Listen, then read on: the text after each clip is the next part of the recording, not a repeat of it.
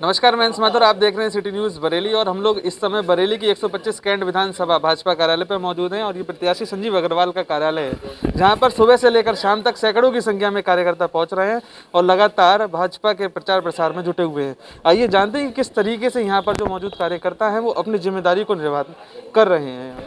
मेरा नाम ब्रजेश पाल है और मैं ओबीसी मोर्चा ब्रज क्षेत्र का मीडिया प्रभारी हूँ और कैंट विधानसभा जो है वो बहुत बड़ी लीड से जीतने जा रही है और संजीव भाई साहब जो हैं वो पहले से ही सक्रिय थे और उनका जो व्यवहार है लोगों के प्रति वो हम लोग जब जाते हैं जनसभा में तो पता चलता है कि उन्हें लोग वो पहले से ही बहुत पसंद करते हैं और निश्चित तौर पे बड़े बहुमत से ये सीट जीतने वाली है और सभी लोगों का बहुत प्यार और साथ मिल रहा है। और भी लोग हैं, उनसे सबसे जानते हैं कि क्या नाम है। नमस्कार, मैं हूँ शीतल गुलाटी और भारतीय जनता पार्टी में महानगर मंत्री के पद पर हूँ। देखिए, संजीव अग्रवाल जी के बारे में कहना, वो एक सामाजिक व्यक्ति शुरू से ही रहे हैं, तो जब भी वो क्षेत्र में निकलते हैं तो उनको अपार स्नेह और अपार आशीर्वाद मिलता है सबसे। तो इससे ये साफ झलकता है कि भारतीय जनता पार्टी और भारतीय जनता पार्टी का लोगो, कमल का फूल भी उनके साथ है। तो उस बैनर तले वो भारी मतों से जीतेंगे, भारी मतों से विजय प्राप्त करेंगे, ये हमारा आश्वासन है, ये हमारा विश्वास है उनके प्रति और पार्टी के प्रति भी। और संगठन की मैं ये, क्योंकि संगठन की जो कार्य प्रणाली है, हमारे भारतीय जनता पार्टी की जो कार्य प्रणाली है वो बूथ तक और पन्ने तक काम करती है। वो अपने एक एक कार्यकर्ता को और अपने एक एक व्यक्ति को साथ में घर बैठकर जोड़ना जानती है। इसी की वजह से कि हर एक व्यक्ति भारतीय जनता पार्टी के छोटे बड़े और बड़े बड़े प्रतिनिधियों के साथ रहता है, इसी वजह से, क्योंकि प्रतिनिधि उनके घर में जाकर उनके साथ भोजन और चाय करते हैं। इसीलिए भारतीय जनता पार्टी के सभी प्रतिनिधि साथ में जुड़े रहते हैं और सभी कार्यकर्ता उनके साथ सदैव रहते हैं 24 घंटे। नमस्कार, मेरा नाम बंटी ठाकुर है, मैं भारतीय जनता पार्टी महानगर का मीडिया प्रभारी हूँ। जी प्रभारी जी, जानना चाहेंगे कि जो इस समय जो जिस तरीके से देखा जाए तो चुनाव चरम पे आ चुका है, नामांकन शुरू हो चुके हैं। नामांकन आज प्रत्याशी संजीव अग्रवाल जी ने भी करवाया भाजपा की तरफ से 125 कैंट से। कितनी टीमें जुटी हुई हैं जो क्षेत्र में लगातार भ्रमण कर रही हैं और लोगों को जागरूक करने का काम कर रही हैं? हमारे यहाँ जो प्रत्याशी शहर कैंट विधानसभा के हैं वो सुबह 7 बजे से उनका शेड्यूल शुरू हो जाता है, शाम को रात के 9 बजे तक कंटिन्यू लगातार चलता रहता है और हमारी 11 से 12 टीमें कंटिन्यू शहर में और कैंट में लगी हुई हैं, जो लोगों को पास जाके जागरूक करने का कार्य कर रही हैं। उन्हें उनकी योजनाएं, जो सरकार की योजनाएं हैं, जो अब तक लाभ लिया है, उसके बारे में उनसे चर्चा कर रही हैं और निरंतर हम सरकार फिर से बनाएंगे और 300 पार का आंकड़ा करेंगे। कैंट विधानसभा हम भारी बहुमत से जीतेंगे और जो पिछला यहाँ का जो आंकड़ा था उसे भी हम लोग पार करेंगे। और यहाँ पर जानते हैं कि पिछला जो आंकड़ा पार करने की जो बात कही जा रही है, तो भाजपा का इस बार एजेंडा क्या है, क्या एजेंडा लेकर यहाँ पर पहुँच रही है, जानते हैं। क्या नाम है आपका? मेरा नाम हरवंश सेठी है, मैं कार्यालय मंत्री हूँ भारतीय जनता पार्टी में बरेली महानगर में। मैं बात करता हूँ आज एजेंडे की, तो आज सबसे बड़ा एजेंडा हमारा राष्ट्रवाद का है, राष्ट्र एकता का है। एक तरफ एक हाथ में हमारे जो योगी जी हैं वो बात करते हो तो एक हाथ में सनातन है और एक हाथ में विकास का पहिया है उनके हाथ में। वो दोनों तरीके के संतुलन लेकर चल रहे हैं। आप कहीं भी देखें तो हमारा कहीं पे भी किसी भी तरह का विरोध नहीं है और हमने हर प्रकार के बंदे को, हर प्रकार के जन को, हर जन की सुविधाओं का लाभ पहुँचाया। उसमें हमारा कहीं भी किसी प्रकार का भ्रष्टाचार कहीं भी नहीं है। हमने घर घर तक हर प्रकार की सुविधाओं को दिया है।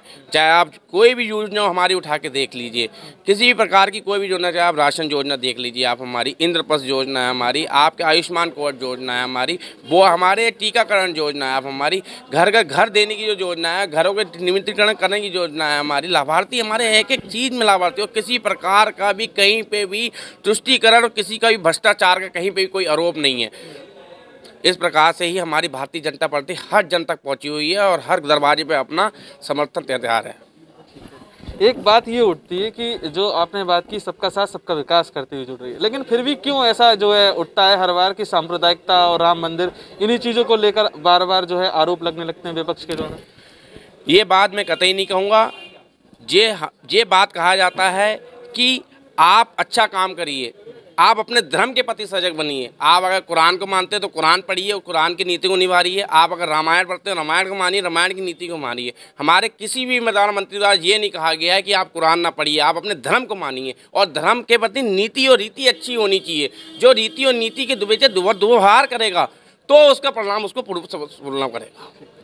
जो रीति और नीति के खिलाफ दुर्व्यवहार करेगा उसका परिणाम उसको भुगतना पड़ेगा। बाकी धर्म का बढ़ावा देना कोई भी गुनाह नहीं है, जिसको लेकर आगे जो है बढ़ा जा रहा है। क्या नाम है आपका? मेरा नाम राजकुमार अग्रवाल है, पार्टी में महानगर का कोषाध्यक्ष हूँ। जिस तरीके से एक बड़ी जिम्मेदारी होती है महानगर का कोष संभालने की, किस तरीके से इस बार 125 कैंट विधानसभा में आपको जिम्मेदारी सौंपी गई है, क्या आप निर्वहन कर रहे हैं? मेरे पास में 125 कैंट विधानसभा की जिम्मेदारी हर कार्यकर्ता के पास उतनी ही है जितनी मेरे पास में है, और जिम्मेदारी सिर्फ एक है कि आदरणीय संजीव अग्रवाल जी को भारी मतों से हमें विजयी बनाना है। और विशेष जिम्मेदारी किसी के पास इस तरीके की कोई नहीं है। हम लोग सवेरे से ही अपने जनसंपर्क के लिए निकल जाते हैं। जब भाई साहब का टिकट हुआ तो हम लोगों ने एक बात को बहुत महसूस किया कि हमारे कार्यकर्ताओं में अत्यधिक हर्षोल्लास था। उस दिन भाई साहब का कार्यालय यहाँ पे खुला तो हमने अपने ऐसे ऐसे पुराने कार्यकर्ताओं को देखा जो कि किसी समय हमसे किसी नाराज़गी के चलते हुए रूठ गए होंगे, नहीं आए, कभी बैठ जाते हैं बीच में। 5 साल का समय ऐसा होता है, बहुत सारे कार्यकर्ता केवल चुनावी समय के लिए निकलते हैं।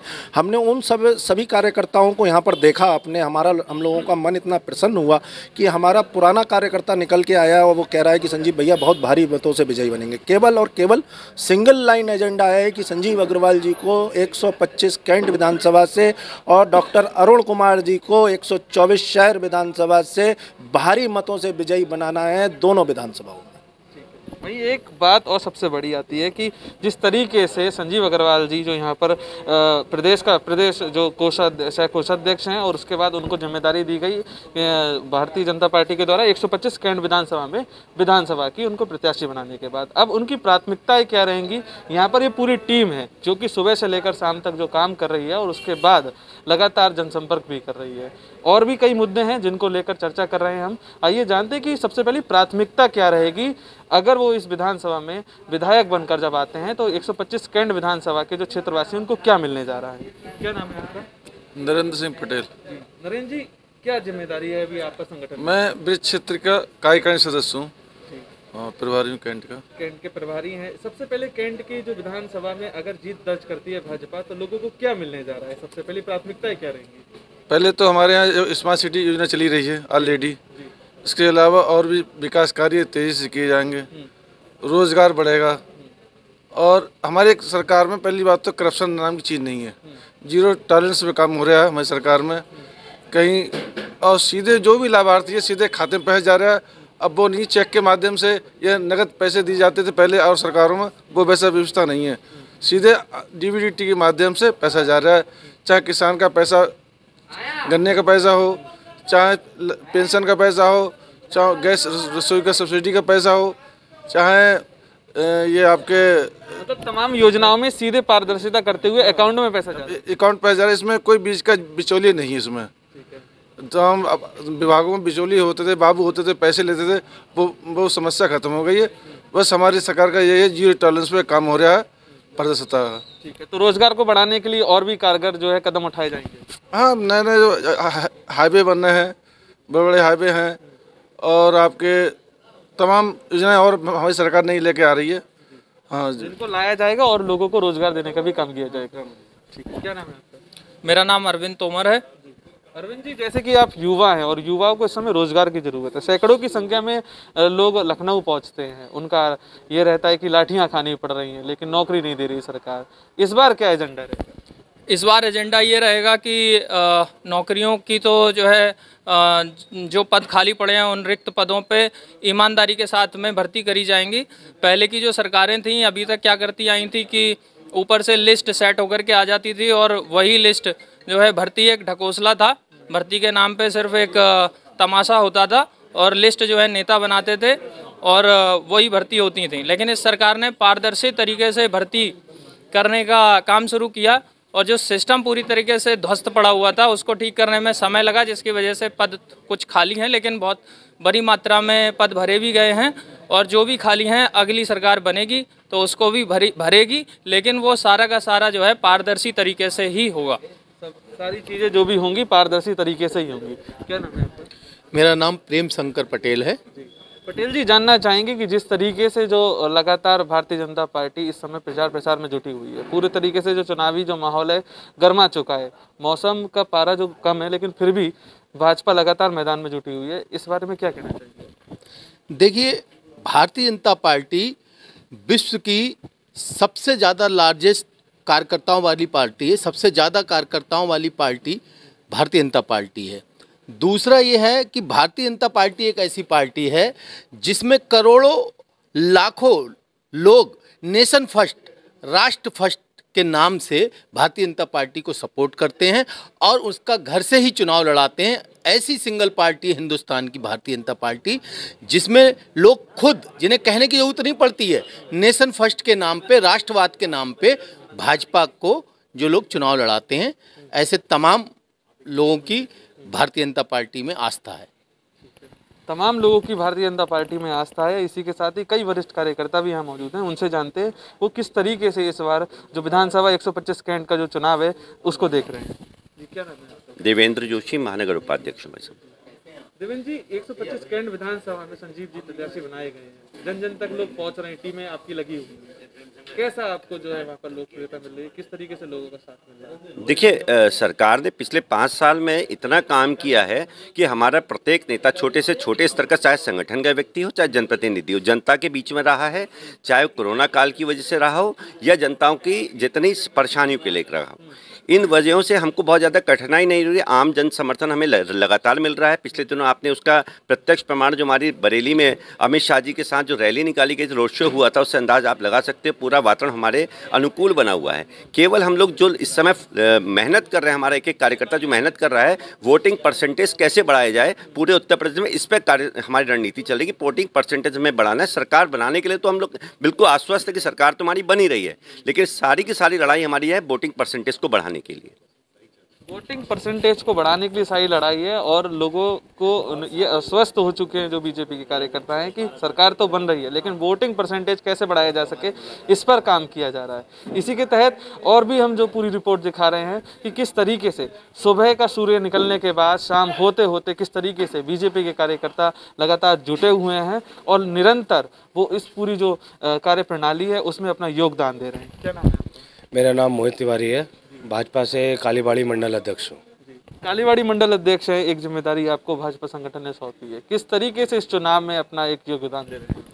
चुनाव का योगदान हमारे संगठन के जो मार्गदर्शक हमें मिले हैं कि आपको नीचे स्तर तक अपने शक्ति केंद्र, बूथ और पन्ना प्रमुख पे काम करना है। पूरी टोलियां बनाई गई हैं, टीम बनाई गई है और जिस तरीके से काम कर रहे हैं, हर एक बंदे को अपने वोट की चिंता, उस पन्ने पे पन्ना प्रमुख के 60 वोटों की चिंता जो 20 घर में हमने डिवाइड करे हैं उसको लेकर चलने का काम कर रहे हैं। साथ ही साथ ऐसे घरों पे अगर कहीं पे विकलांग हमारे वोटर हैं या 80 साल से ऊपर के वोटर हैं तो उनका नाम हमने चिन्हित करके अपने उस क्षेत्र के BLO को सौंपा है ताकि उनके वोट की भी कीमत जो है बराबर है, वो भी उस दिन हमारे प्रत्याशी के पक्ष में जा सके। वो हमने BLO को लिखवा दिया ताकि उनका वोट घर बैठे बैलेट बॉक्स में बैलेट पेपर के माध्यम से पड़ सके। मतलब सबसे बड़ी प्राथमिकता यही है कि वोटिंग परसेंटेज को किस तरीके से बढ़ाया जा सके। जी हाँ, वोटिंग परसेंटेज बढ़ेगी और निश्चित बढ़ेगी क्योंकि आज की तारीख में हर अपना वोट का महत्व जान चुका है वोटर और भाजपा का रुझान बहुत अच्छा है। लोग जानते हैं कि इतने टाइम में 2014 से चाहे केंद्र की सरकार हो या प्रदेश में हमारे योगी जी हो, भाजपा ने जिस तरीके से उत्तर प्रदेश में इस प्रदेश को उत्तम प्रदेश बनाने का काम करा है, गुंडा राज खत्म करा है, माफियों को ध्वस्त करा है, लगातार कोरोना काल से लगातार फ्री खाद्यान्न मिल रहा है लोगों को और अलग अलग तरीके की योजनाओं से सबको लाभान्वित करा है। तो हमारा जितना वोटर है वो दोबारा से चाहता है कि भाजपा की सरकार आए। लोगों का कहना है कि दोबारा से जो सारा वोटर है वो ये चाहता है कि दोबारा से भाजपा की सरकार आए और इसी तरीके से जो उत्तर उत्तम प्रदेश की जो परिकल्पना है वो सिद्ध की है डबल इंजन की सरकार ने। तो यही जो जनता है उसकी भी आवाज़ आ रही है। अब बाकी ये देखना होगा कि 14 फरवरी को जब EVM में नतीजे कैद होंगे तो 10 मार्च को निकलने वाले जो परिणाम होंगे वो किस करवट बैठते हैं।